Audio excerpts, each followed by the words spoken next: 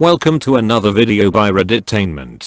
What was the best you have no power here moment you have ever seen?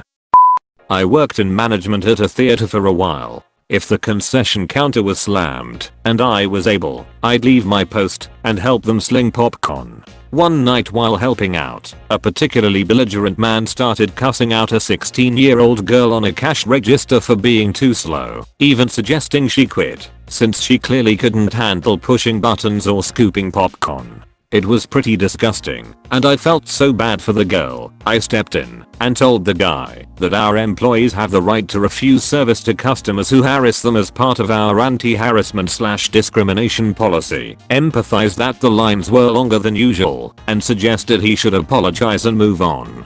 He was pissed, left half his order on the counter, and started fuming off. Anticipating his next move, I went back to my original post that night as manager of the customer service kiosk. Oh boy, the look on his face when he saw me. Didn't want a refund of his tickets though, so I assume he watched the movie without popcorn. Some secretary of some branch of a state agency would go on a power trip and stamp "do not copy" on things that she sent to local agencies. Well, I work for an oversight agency and I needed a copy. Locals were terrified, so I rolled my eyes and called to explain that the locals and I were basically the same entity. Woman started to have a conniption fit, but she got real quiet when I cut her off and said, "Fine, I'll issue a subpoena. What's your name and job title?" She answered, and the sheriff served her a subpoena for what I wanted. Guess she wasn't used to that. That would be a customer we had named Nick. I'll leave his last name out to protect the stupid. He would email us and always CCEDITOR at common. Most of his emails were things like "nothing fucking works." None of the national newspapers responded. I imagine some underling just rolled his eyes and deleted them. Finally he said, "Fix this in 5 minutes or I cancel." My manager says, "Let me see that email." He responded, "Thank you, I cancelled your account. We don't want customers like you anyway. If you want to contact the media, that's your call. I'll happily provide the months of threatening emails you sent to my staff." He gave us months of headaches over a £45 quarter account. We definitely didn't need him. The guy that I'd gone on a few dates with introduced me to his parents. Things went well, or so I thought. He drives me home. We end up talking and drinking a few beers. I didn't want him on the road with any alcohol in his system, and I enjoyed his company, so we end up hanging out until 3 AM. His mom starts blowing up his phone, demanding that he comes home, so he drives himself home to find that he's been locked out of his house. His mom said that he can sleep outside. He shouldn't be spending time with someone like me. Still don't know what she meant by that, and that I'm just another stop on the pussy train. He tells her not to talk about me like that, to which she says, "When you're under my roof, I'll say whatever I want about whoever I want." So he picks up his phone, calls me, asks if he can stay at my place for a little while. It's been 7 years, we are engaged, have a dog, a cat, and a happy life. I also plan on throwing some subtle train themes into the wedding/celebration after the end of the plague. When I was in high school I worked at Popular Warehouse Club selling computers on the weekends. I was hired by the store manager via a referral of a friend. I loved computers, and they thought I'd make a good salesman. So my job was to stay in the computer department and sell computers, nothing else. Well, one of the shift managers didn't like that and insisted that I needed to go fold clothes for a while. As in, half my damn shift. I told him that the store manager had instructed me never to leave the technology department, but he insisted. This went on for several weeks. The store manager showed up one weekend when both the power trip in shift manager and I were working. The store manager walks up with the shift manager closed behind. Store manager slaps a stack of green bar paper, this was a while ago, down onto a shelf and points to some highlighted numbers. He looks at the shift manager and says, "Do you see this? This is our average technology sales numbers for the weeks you are on shift. See this number over here? This is our average technology sales numbers for weeks you are not. At this point, it would be more cost effective for me to simply fire you. What do you think of that solution?" The guy stammers and stutters like a toddler caught bullying another kid on the playground. Fortunately, the dude wasn't fired, but the store manager made it clear that when I was on shift, I was not to leave the technology department unless I was on break or there was a fire in the store. That shift manager never said another word to me. I worked for 8 years servicing communications equipment on site. 5 of those years were as the department manager. When oil was found in our area, we got so busy we could barely even think. Most of my team were pulling 12+ hour days 6 days a week and we were struggling to hire people quick enough. One day, the CEO texted and said he hired an assistant manager for me, which was something I desperately needed. I was dirty as hell from my previous job and swung by the store to pick him up and take him to one of our sites where he would be doing paperwork. The moment he got in the truck, he immediately started talking shit. He started telling me about how everything we were doing is fucked up and the department manager was a total moron and he would have my job within a few months. I just sat and mostly listened. He obviously didn't know shit about my industry and every time he would say something wrong, I would try to politely correct him and he'd either backtrack or insist that I was trained wrong. When we got to the site out in the middle of the West Texas desert, he complained about the layer of dust on everything and ordered me to clean up the entire site. When I sat down at my desk, the guy continued to bitch my ear off about everything that was wrong and chastised me for sitting down at my desk when he told me to clean up the site. So I called for a taxi, filled out a notice of termination, and handed it to him. He looked absolutely shocked. Then he defiantly protested that only could fire him. I said, "And, right?" He sheepishly nodded. So I stuck my hand out for a handshake and introduced myself. I can teach anyone how to service equipment, but I don't have a clue how to teach someone to not be an asshole. This is a bit silly, but gave me a great feeling of satisfaction.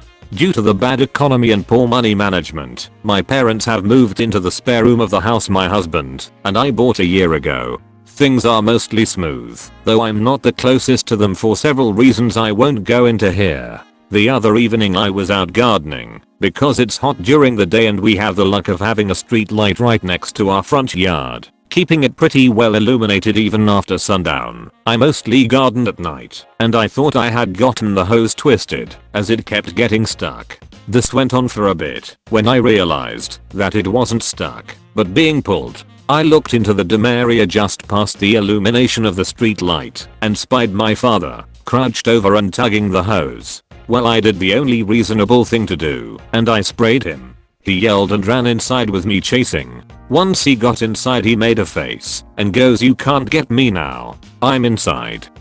In that father to daughter don't you make a mess tone of voice, I readied my hose, looked him in the eye and said, "It's my house." And just ducking let loose with the hose. He was soaked. Worth cleaning up the mess for that moment of true fear in his eyes. Edit. Thanks for all the appreciation. I'm glad my silly story made your day better. I wasn't good at returning library books when I was a kid. I got lectured by my school librarian about it a lot. Fast forward 20 years, and I'm a supervisor at the local public library and my former now retired school librarian goes there. One day I see her sneaking around the front desk instead of coming back to say hi to me, and I immediately figure something's up. I go up to say hi, and she acts exasperated and tells me she was trying to avoid me because she had overdue books. So I put on my reading glasses, pulled them down over my nose, and delivered the same lecture she'd given me countless times about being responsible and turning in books on time. Your training is now complete. A while back, I got a job as a popcorn monkey in the local cinema as a temporary thing while I figured out what the fuck I was doing with my life. There was a supervisor that had worked there since the site opened, around 5 years, who was a total bitch and had had numerous complaints about her from countless staff. In the first week, I nearly quit because of her attitude. As an example, one night I was on a close and basically cleaned the entirety of the front of house on my own. I stopped to take a drink of water and she marched up to me going, "We don't pay you to stand around drinking, you know." To which I calmly responded that I was thirsty and needed a drink of water, and if she wanted to tell me I wasn't allowed to have a glass of water then good luck, but I'm pretty sure health and safety would have something to say about that. She huffed about not having had a break all day, which I ignored cause not my fucking problem, but internally I was put out about it, because it was totally fucking pointless to be such a twat about things. About 2 weeks in I get promoted to supervisor as I was clearly extremely competent by their usual standards. I could walk and fart at the same time, but she also gets promoted to floor manager, so she continues to work her little power trips and try and lord it over me and everyone else. 4 weeks after that, I get another promotion to floor manager, and at this point we are equals, so she can't boss me around anymore. So instead, she tries a different tack, which is to try and lord it over me with her superior knowledge of processes, where to find stuff, etc. My response is to go, saccharine sweet, oh thanks. That's so helpful. I mean, you know how things work so much better than me, because you've been here 5 years, and I've only been here 6 weeks. She had a face like a smacked ass. It was delightful.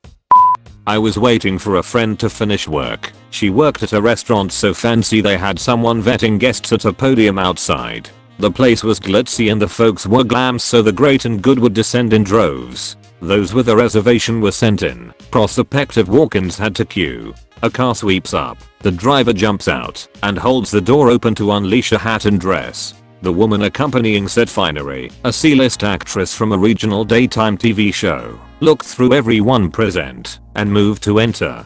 She froze, appalled, when the guest vetter intercepted, asking, "Do you have a reservation?" She mustn't have heard the question, because she didn't respond. Instead, she drew herself up to the full height of her couture and demanded, "Do you know who I am?" "Yes," said the maitre d', back of the queue. Oof.